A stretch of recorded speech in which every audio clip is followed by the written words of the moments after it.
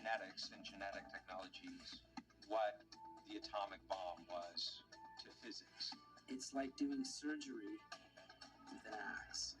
We're taking genetically modified organisms and we're injecting them in little kids' arms. We just shoot them right into the vein. It's experimental for a reason. If you want to be a lab rat, go for it. I was. It is the biggest scam of all time, and we're living in it.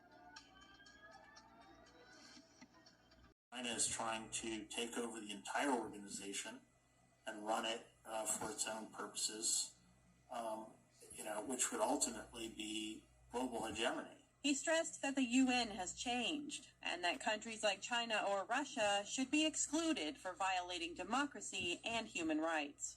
It may make sense to first remove China and Russia from the United Nations, for example, by refusing them visas into New York City, Paris, Rome, Switzerland.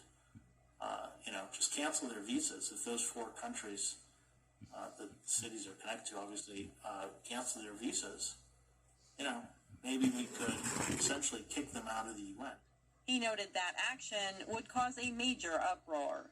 But China and Russia, by threatening and actually engaging in war against their neighbors, it's not only Ukraine and Taiwan, but it's also India, Vietnam, suffered a war in 1979. These countries are violating the UN Charter. They're violating the Human Rights Declaration of 1948. So it's, they really don't belong in the UN anymore. Kaur added that allowing them to stay and have an influence over how U.S. tax dollars are used globally is a problem.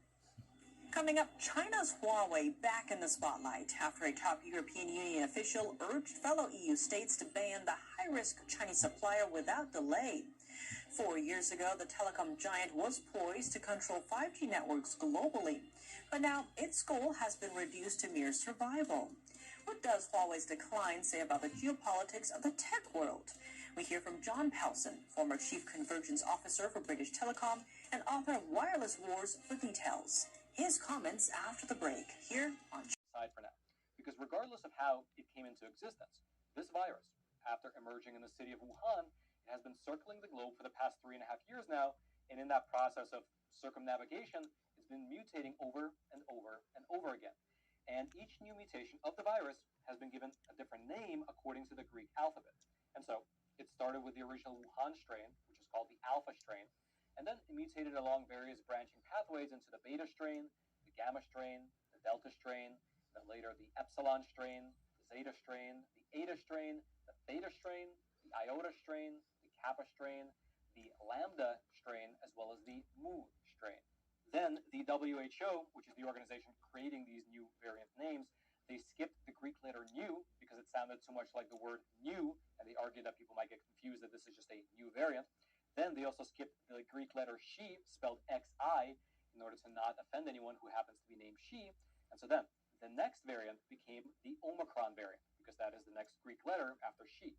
Now, the Omicron variant has a unique characteristic, which is that while it was much more infectious than the original virus, it was also, at the very same time, significantly less severe in terms of the actual effects on the human body.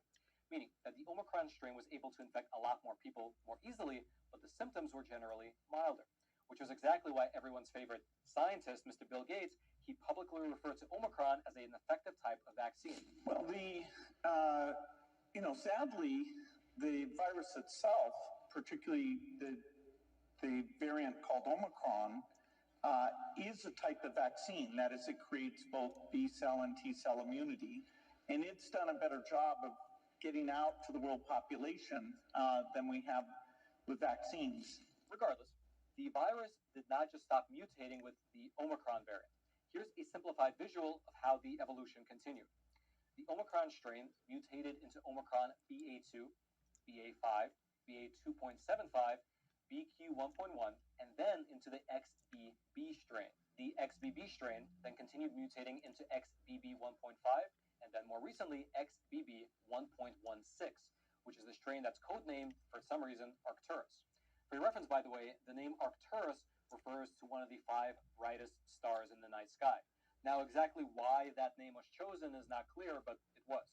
And this Arcturus strain of the virus is spreading fast, given the fact that, according to the latest numbers from the CDC, it now represents 20% of all new COVID cases in the US, with the FDA pointing out in their own statement that, quote, the current trajectory of virus evolution suggests that Arcturus could be the dominant strain by fall of 2023. Now, in terms of what makes this strain different, there are several things, including its infectiousness, its ability to evade immune response, as well as its unique symptoms.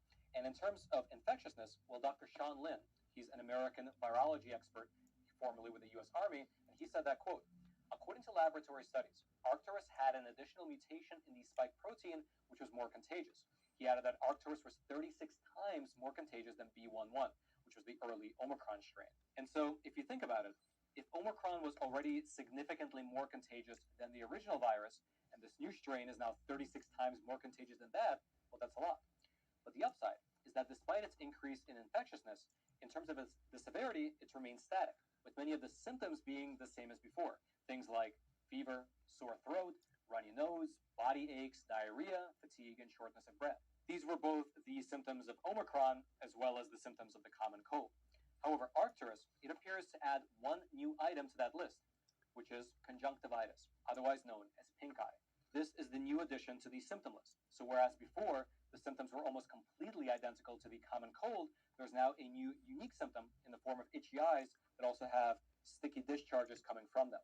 Furthermore, in terms of the ability of this new strain to spread, well, there was a study that was recently published in the Lancet Medical Journal. It was done by researchers over in Japan, and their study found that XBB 1.16, which is the Arcturus strain, demonstrates a greater growth advantage in the human population than XBB1 and XBB 1.5, which are the previous strains. However, similar to XBB1 and XBB 1.5, XBB 1.16 exhibits significant immune evasion capabilities. Furthermore, the researchers also discovered that Arcturus had potent resistance to various new COVID-19 antibodies. But have no fear, because late last week, the FDA made an announcement urging the vaccine manufacturers to go ahead and make a new vaccine formulation specifically targeting the Arcturus variant. Here was part of the statement, again, from the FDA, quote, based on the totality of the evidence, the FDA has advised manufacturers who will be updating their COVID-19 vaccines that they should develop vaccines with a monovalent Arcturus composition. And wouldn't you know it, late last week, Moderna came to the FDA with a new formulation, seeking official approval. Here's what the CEO of Moderna said in a statement alongside this request to the FDA. Quote, we have been working diligently for months to build ample supply, with doses ready to ship in time for the fall vaccination season in the Northern Hemisphere. Although here, I think it's really worth pausing for a quick moment and taking in the situation just for a moment. Because if you remember back to a few years ago, during the very height of the COVID craze, there were people who were suggesting that it would never end with 2 shots, and that very likely COVID would become something like a seasonal virus, much like the flu. Now, at the time, the people who said those things were marginalized and labeled as conspiracy theorists. Back then, if you dared to say that COVID was just like the flu, which mutated every single year, and therefore the old vaccines wouldn't work because they were always trying to play catch-up, you would be censored for spreading dis or misinformation. And yet now, take a look at a totally mainstream news segment discussing the situation with Arcturus. This is kind of a big lesson for epidemiology right now in saying that as long as we let viruses replicate, they may continue to mutate, which is why they have to be monitored, and why on about April 17th, the World Health Organization changed the designation to variant of interest because these changes in XBB.1.6 that may allow it to grow faster. But that's 100% what it's all about, is just keeping an eye on these variants, not saying there's a cause for panic, but kind of giving people guidance of what they should expect. Regardless, that's the situation as it currently stands. The virus has mutated. It now causes, among other things, pink eye, and the vaccine manufacturers are racing to get their new formulations out to market as fast as they can. However, you might be looking at the situation and asking yourself, so what? I mean, the number of people who are actually getting booster shots in this country has fallen off a cliff compared to the number of people who got the original shots, and so who cares? Well, the WHO cares. That's because amidst the backdrop of this new variant spreading across the world, the WHO made a shocking announcement. Just a few weeks ago, they unveiled a new plan to adopt the European Union's digital vaccine passport scheme, not just in Europe, but globally. Specifically, in an official statement put out by the WHO, they revealed a new partnership that they have with the European Commission to take their vaccine passport scheme globally. Here's part of what that statement said. Quote, the World Health Organization and European Commission have announced today the launch of a landmark digital health partnership. In June 2023, which is, of course, this month, the WHO will take up the European Union system of digital COVID-19 certification to establish a global system that will help facilitate global mobility and protect citizens across the world from ongoing and future health threats, including pandemics. This is the first building block of the WHO Global Digital Health Certification Network that will develop a wide range of digital products to deliver better health for all. Meaning, in plain English, that Europe's COVID vaccine passport scheme, the one where you have an app on your phone which is green if you're up to date on your shots, and then it turns red if you're not, well, that will now be used all across the world, not just in Europe.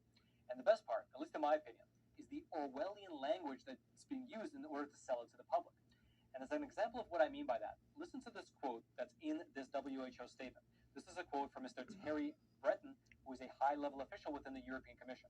Here's what he says regarding this new scheme. Quote, I am pleased that the WHO will build on the privacy-preserving principles and cutting-edge technology of the EU certificate to create a global tool against future pandemics. That is, if nothing else, a beautiful use of language. Because think about it. There is nothing more privacy-preserving than having an app on your phone to show the barista at the coffee shop your vaccination status. Regardless, this is the situation. The new COVID variant that's spreading across the US and across the world causes things like runny nose, sore throat, fatigue, and pink eye. And in order to combat it, we need to implement a global digital health certification network that will be centrally run over at the World Health Organization. It reminds me of those famous words from President Barack Obama's chief of staff. Quote, you never want a serious crisis to go to waste. What I mean by that is it's an opportunity to do things that you think you could not do before. And then lastly, I think that overall in today's episode, we thoroughly answered the question that was raised by this particular news headline. Why are so many people getting pink eye? However, if you happen to be interested in the answer to the question that's raised in this other headline, I recently published a super spicy episode detailing some recent, you can say, bombshells that the CDC dropped on those who took the vaccine. Messages from Fauci Deputy David Morens writing, quote, Tony doesn't want his fingerprints on origin stories. What would be the reason for not having a scientific debate, for wanting to squash one of the potential theories that exist? Fauci has historically pushed back against the lab leak theory. The evidence very strongly points to this being a natural occurrence of a jump from an animal species to a human. But other scientists accuse Fauci of scientific spin. The conspiracy here really was on the other side, which was to really get a single narrative to support the spillover event. Raul Ruiz, the top Democrat on the COVID panel, says the GOP wants to, quote, vilify Dr. Fauci. Wenstrup says Morens, Fauci's deputy, used his private email to duck Freedom of Information requests. Other Democrats defend Fauci. Tony's fingerprints aren't on this. Bullshit. What we're concerned about is that information is being cherry-picked to be used to go after somebody. Dr. Christian Anderson communicated with Fauci in January 2020 that the signature of the virus made him wonder if it was man-made. But Anderson missed a deadline to comply with a subpoena for information. Wenstrup accused Fauci of undercutting the lab leak theory because the U.S. funded research in Wuhan. Fauci says there was a small grant to study bats in China, but told Fox in January that research would be, quote, impossible to trigger a pandemic. On Capitol Hill, Chad Pergram, Fox News.